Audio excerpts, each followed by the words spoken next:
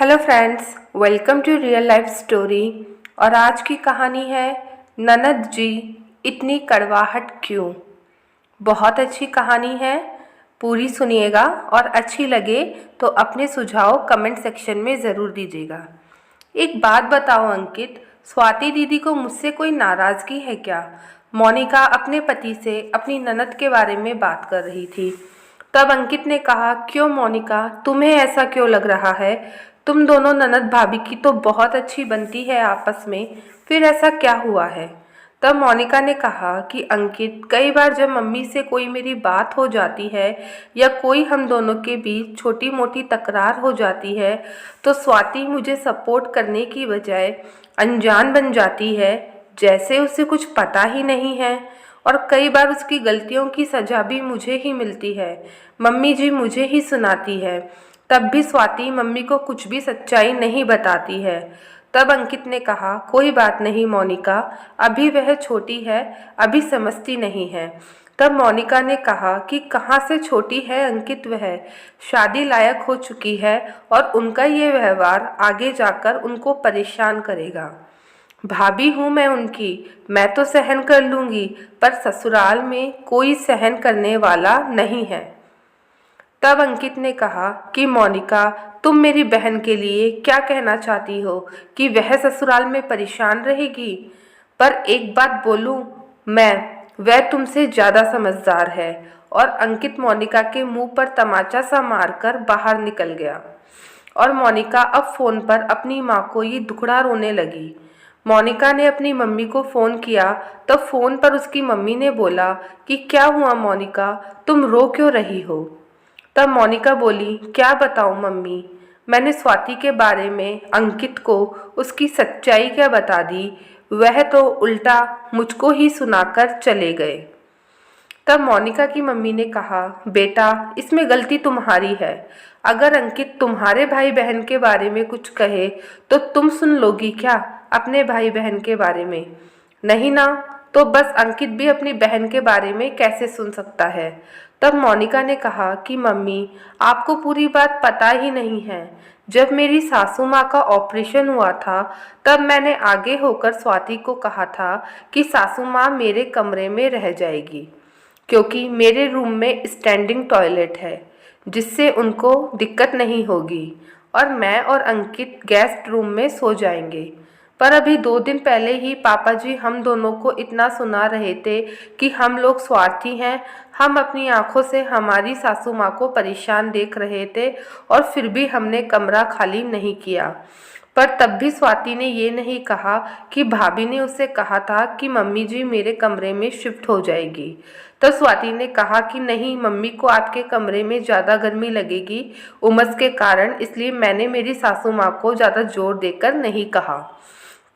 पर उस बंदी ने पापा जी के सामने से कुछ भी नहीं कहा। फिर जब मैंने पापा जी के सामने स्वाति से पूछा कि स्वाति मैंने तुम्हें कहा था ना, तो स्वाति बोली कि भाभी शायद कहा होगा पर मुझे याद नहीं है। तब मोनिका की मम्मी ने कहा कि अगर बेटा ऐसी बात है तो तुम सीधा स्वाति से बात करो कि वह आखिर ऐसा करती क्यों है। तब मोनिका ने कहा कि हाँ माँ, मैं भी यही सोच रही हूँ। और एक दिन मोनिका ने स्वाति से बात करने का मन बना ही लिया।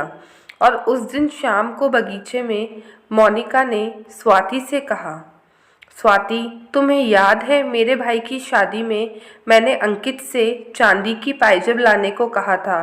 तब अंकित मेरी पुरानी पायल देकर ही नई पायजेब लाए थे और मैंने अंकित के कहने पर तुम्हें ये बात भी बताई थी और तुम अच्छे से जानती थी कि पापा मम्मी गुस्सा करेंगे, फिर भी तुमने इस बात को पापा को बता दिया और मुझे अंकित से इतनी डांट पड़ी और मेरी भाई की शादी की सारी खुशियाँ तुमने एक पल में ख़त्म कर दी थी। तब स्वाति ने कहा कि आपको ऐसा क्यों लगता है भाभी कि वह बात मैंने बताई थी? तब मोनिका ने कहा कि स्वाति, हम तीनों के सिवाय किसी और को ये बात पता ही नहीं थी। जब अंकित और मैंने नहीं बताई तो तीसरी तो तुम ही हो ना बताने वाली। स्वाति, तुमने हमेशा मम्मी पापा और मुझ में गलतफहमी पनपने का कोई भी मौका नहीं छोड़ा है। मैं तुम्हें हमेशा अपनी सहेली मानती हूँ और मैंने कभी तुम्हारे साथ ऐसा कुछ किया है जो तुम मुझे बताओ, पर मुझे एक ही घर की छत के नीचे इस तरह अपनों की साजिश का शिकार होना मंजूर नहीं है। तभी एकदम से बाहर बगीचे में अंकित आ गया और बोला कि आज की रात का खाना कहीं बगीचे में ही खाओगी क्या दोनों ननद भाभी?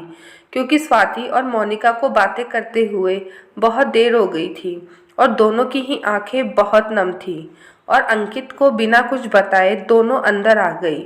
दोनों ने खाना खाया और अपने अपने कमरों में सोने चली गई। जब मोनिका कमरे में आई तो अंकित ने मोनिका से कहा कि अब क्या हुआ तुम दोनों के बीच? देखो मोनिका, तुम दोनों आपस में अपनी बातें सुलझा लो, बड़ों तक बात जाएगी तो परेशानी बढ़ जाएगी और मुझे घर में सुख शांति चाहिए। तब मोनिका ने कहा, आपको तो घर में शांति की पड़ी है और आपकी पत्नी जिस परेशानी में है उससे आपको कोई फर्क नहीं पड़ता। नहीं मोनिका, ऐसी बात नहीं है, तुम अपनी परेशानी की वजह भी बताओ। तब मोनिका ने कहा कि अंकित, जब हमारी सगाई के बाद मैं तुम्हें फ़ोन करती थी तब स्वाति ने मुझ पर विश्वास करके अपने अफेयर की बात मुझे फ़ोन पर बताई थी और वह बात मैंने तुम्हें इसलिए बताई थी क्योंकि तुम हमारी जवान बहन को बहकने से बचा सको और तुमने पूरे घर वालों के सामने उसकी अफेयर की बात खोल दी और तुमने उसकी बेइज्जती की, वह अलग। जिस लड़के के चक्कर में आई थी वह उसके लायक नहीं था, इसलिए मैंने उस लड़के की पूरी हिस्ट्री निकलवाई थी और तुम्हें उसके बारे में बताया था कि तुम अपनी बहन को समझा सको, क्योंकि उस समय स्वाति की कच्ची उम्र थी और तुम उसके भाई थे। पर तुमने तो समझदारी से काम तो लिया नहीं, बल्कि सब घर वालों के सामने उसे जलील कर दिया और उसके मन में हमेशा के लिए मैं गुनहगार बन गई। तब अंकित ने कहा कि इतने दिनों बाद ये बात कहाँ से निकलकर वापस आ गई? अंकित ने गुस्से में कहा।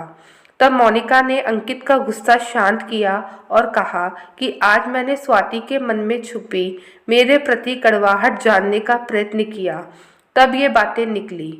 जब मैंने उससे अपनी स्थिति समझाई कि मैं उस समय पूरी तरह से तुम्हारी भाभी नहीं बनी थी, तो तुम पर वह अधिकार नहीं जमा सकती थी, साथ ही ये भी नहीं देख सकती थी कि कल जिस घर की बहू बनकर जाऊंगी उस घर की इज्जत नीलाम हो। तो तुम्हारे भैया को मैंने उस लड़के की सारी सच्चाई बताई थी, वह बिल्कुल तुम्हारे लायक नहीं था। मुझे लगा मैं पराई हूँ, पर भैया तुम्हारे अपने हैं, इसलिए तुम्हें उनकी बात ज़्यादा समझ में आएगी। तब अंकित ने कहा, तो इस बात पर क्या कहा स्वाति ने? तब मोनिका ने कहा कि अंकित, अब तुम हम दोनों ननद भाभी के बीच में मत आओ। कई बार छोटी उम्र में ऐसी गलतियां बच्चे कर जाते हैं, तब हम बड़ों को ही प्यार से ये स्थिति संभालनी होती है। ये तो शुक्र है वह मुझे नीचा दिखाकर ही खुश हो रही थी, उसने कोई उल्टा सीधा कदम उठा लिया होता तो तुम क्या करते? चलो, ये तो मैंने अच्छा किया जो आपस में बात करके हम दोनों के मन में चल रही गलतफहमियों को सुलझा लिया। अगर तुमने उस समय ही समझदारी से काम लेकर अपनी छोटी बहन को प्यार से समझाया होता तो आज ये नौबत नहीं आती। तब अंकित ने कहा, अच्छा मेरी समझदार पत्नी, अब जल्दी से लाइट बंद कर दो, इतनी रात हो गई है और सोना भी है। मोनिका ने अपने कमरे की लाइट बंद कर दी और कमरे में अंधेरा हो गया, पर स्वाति के मन में छाए गलतफहमी के अंधेरों को मोनिका ने अपने प्यार और अपनेपन से आज वापस से रोशन कर दिया था। आज स्वाति की भी सारी नाराज़गी अपनी भाभी से दूर हो गई थी और वह वापस से अपने मन की हर बात अपनी भाभी मोनिका को ज़रूर बताती थी कि उसे क्या करना है और अपनी माँ से पहले अपनी भाभी से हर काम में राय लेती थी। स्वाति को ये समझ में आ गया था कि उसने अपनी भाभी की मजबूरी जाने बिना उनसे बदला लेने की ठानी थी, जबकि मोनिका ने स्वाति को सबक सिखाने की बजाय उसके मन में पैदा हुई गलतफहमियों को जानने की कोशिश की। दोस्तों, अक्सर ऐसा देखा जाता है ननद भाभी में छोटी छोटी बातों पर गलतफहमियां हो जाती हैं, पर उसका सबसे सरल उपाय है हमें आपस में बात करके उन गलतफहमियों को दूर कर लेना चाहिए। अगर आपको कहानी अच्छी लगी हो तो लाइक किए बिना मत जाइएगा।